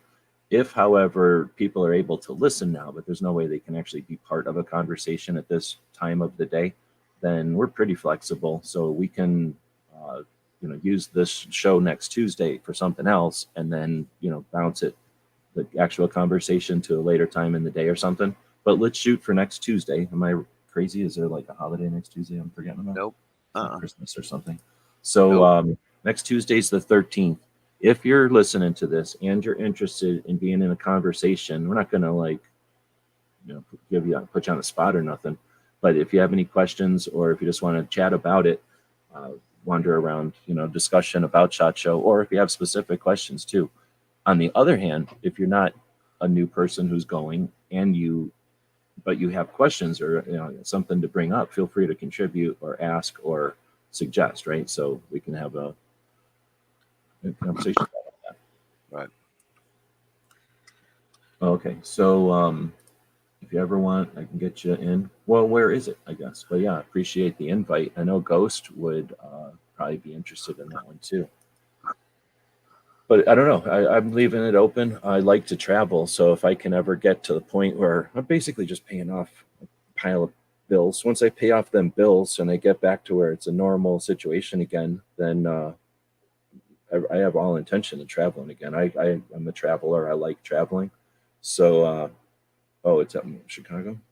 I do need to go to the Chicago Art Institute for the gun museum tour. So I could be talked into going to Chicago. There's some kind of percent chance the gun rights policy conference will be in Chicago again. However, there's probably a 0% chance that it'll happen anywhere near the time of that show. But anyway, yeah, I wouldn't have any problem with going to that show if I was out on the road or whatever. All right. Well, that being said, thanks for the conversation. Thanks, Clover, for taking some time to continue to do this. Yeah, you bet. Right on, Chief Fire. So we were just kind of saying that next week on Tuesday, I guess when we just saying that's the 12th, we're going to do the discussion with people who have not yet been to SHOT, or there's a 13th. We're going to plan on the 13th. So we just need to know if this time of day is the best time or if we should plan something a little bit later in the day, evening or something. So if anybody's interested in participating, let us know. And, with the time that's good for you. And if for some reason the 13th is a bad day, like that isn't going to work for people that are new going to SHOT Show, let us know because we can easily just do the old timers first or do something else and then do the show with the new folks on the 20th. Right. All right. With that, thanks everybody for watching and listening. Oh, why don't we talk about, I forgot about the biggest thing we was going to talk about. Well, the big thing I was going to talk to Clover about today. So I don't know if you were watching my mail call thing, but thanks for the badges and stuff, the badge and I guess both badges, but from Wanamaker, appreciate that. And I was listening to Charlie and what's his face, Matt from Meet the Pressers. Uh-huh. So those guys both do shows that interview people, and they do a show together where they bring people on for a second time that they have both individually interviewed. And it's an interesting show because they're going beyond the introductions, right? And laughing and joking around or whatever. And I really like Matt, his project, because every time they bring somebody on their show, they're on IMDb. Because his show is on the Internet Movie Database. That means everybody who's on his show gets the opportunity to be put in the Internet Movie Database. So we have a bunch of Second Amendment advocates that are in the Internet Movie Database now based on that show. So he's doing awesome. He's in a direction that no one else has even thought about, and he's just kicking ass on that. Plus, it's an interesting show. He's a cop, I think, and the other guy, I haven't listened to that show, but it's an interesting premise for a show where they bring law enforcement in and talk about it. But the shows that I've listened to with Charlie are interesting because, most of the time Charlie's more of a, here, I'm not necessarily new to the game, but I'm not trying to say I'm been there, done that. So he's just there to be like the catalyst for the conversation, where Matt brings more experience and stuff and just a different, life experience. And they're both instructors. So anyway, their combined show is pretty cool. And one of the things they do on that show is give away a CERT training pistol. You know what that is? Yeah. What's a CERT? I don't know idea what it is, but I have a red one, and it's some model with a red slide. So that's a gun that has recoil, or is it just a reset? I think the certs do, they recoil, don't they? I have no idea. So they sent me one. I guess it's worth $450, and it's new. So it's one of those things like you win, and then they send it. The CERT place sends it to you, or maybe it's I don't know. Whoever. Let me grab the box. Since the whole point is to acknowledge the people that made it possible, right? It was sent to me by Next Level Training in Washington. And I don't know if that is CERT or if that is a company that's working with them or not. But anyhow, I don't need a CERT pistol. So what I was going to do is give it to you guys for the your deal going to Vegas with the stickers. Um, with the caveat that Charlie and Matt get a big plug or some sort of a shout out for facilitating it, making it possible or whatever, if that's okay. And then either throw that in to make it a $2,000 deal, or I was thinking maybe make it a second place so that you have a next level or next tier, depending on how you can do what you want with it. If you want it, otherwise I'll just give it away on a free patch Friday or something. Yeah, we might could work out a secondary prize thing. That could be neat. So you and Ghost figure out what you're going to do with it, and then I haven't opened it or nothing. All I did is take it out of the shipping box, and it's all sealed, Right. and it's still good to go. It says it's a CERT 110F Pro. I think RG. I'm guessing that means red slide. There's a purple slide, so I didn't get the purple one. And then, I don't know what it's worth, but it's it's something that I'm not going to need to open and fiddle with, and I don't do reviews of stuff, and I'm not going to use it. So, if it can benefit that, you guys figure out if you want it and what to do with it, and then why don't you tell us about the rest of the stickers though before we head out? Yeah, I mean, right now we I don't know how many is left. Somewhere around half. Once the 200 are gone, then we will announce the winner of that sweepstakes $1,600 prize package. Goes through a link out there. I've thrown a link out there. Go through that. There's 16, 17 prizes, 15, 16 or so companies involved.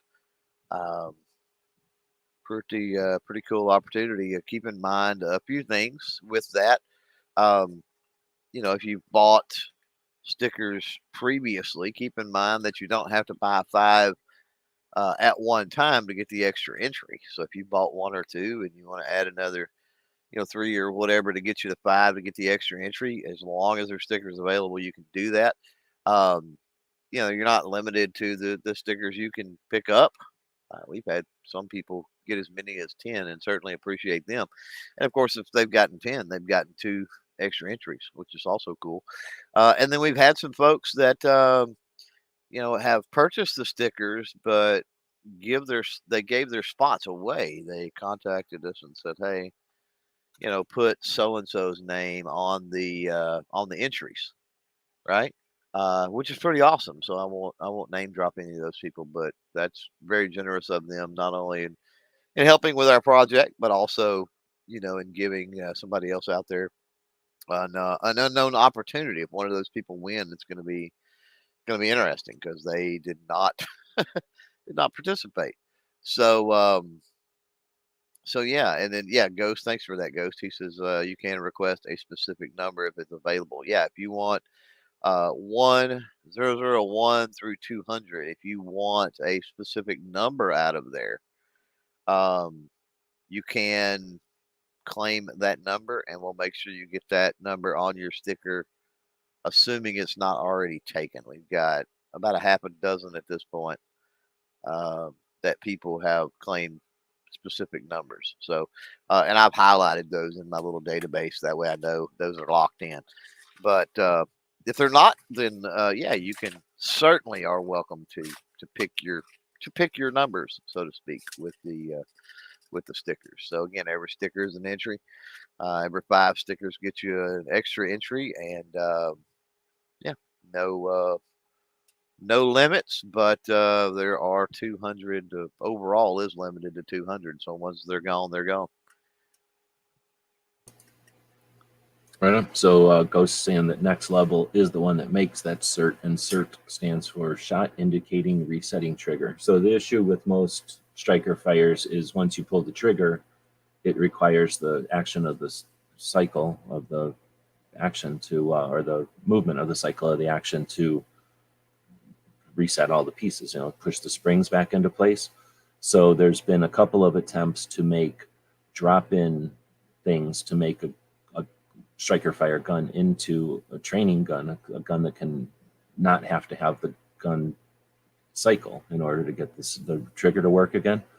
And they always include, or they always require, taking apart the gun, putting in a different kind of trigger group or something, and then putting it all back together. And now you have something that looks like a gun, because it is a gun. It just doesn't have a real trigger in it, and now it's all complicated because a bullet will fit in it, but nothing's going to fire probably. But maybe it does because maybe it's for lasers. Like who knows? So it was always a bit of a proprietary mess. Uh, Somewhere I don't know when they created the certs. It seems like 6 years ago, 5 years ago. It seems like a while ago now. They created these guns that are just separate guns that instead of trying to take a regular real gun and modify it to be a training pistol, they'll just start from the ground up and make something that can do what is necessary. So, from what I understand, it's not a Glock, it's not a Smith and Wesson, it's not a FN, right? It's just sort of a generic pistol shape, but similar, very similar. So it probably fits in holsters and stuff. So it has like some of the common denominator elements of most common factory pistols right now. And then it has a resetting trigger, which means it has a completely different mechanism inside that'll break each time, like if it's a what do you call a striker fire trigger, or maybe the first shot of a double action.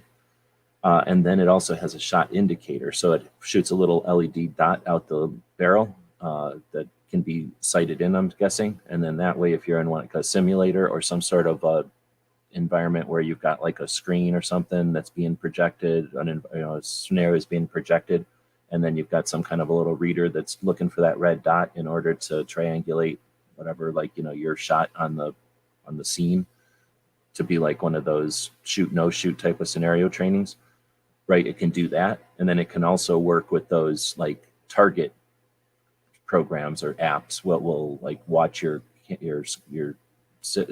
stationary target on the wall and just record where the laser dots hit in what order and that kind of stuff.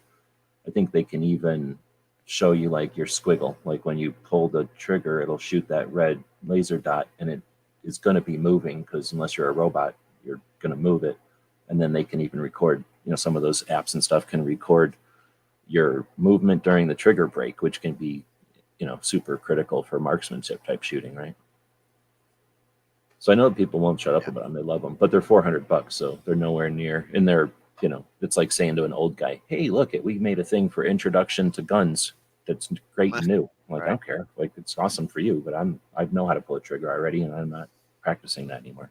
Right. But so yeah, I mean, it's awesome, but and I know a lot of people like them, but like say if I can move it on and help you guys with something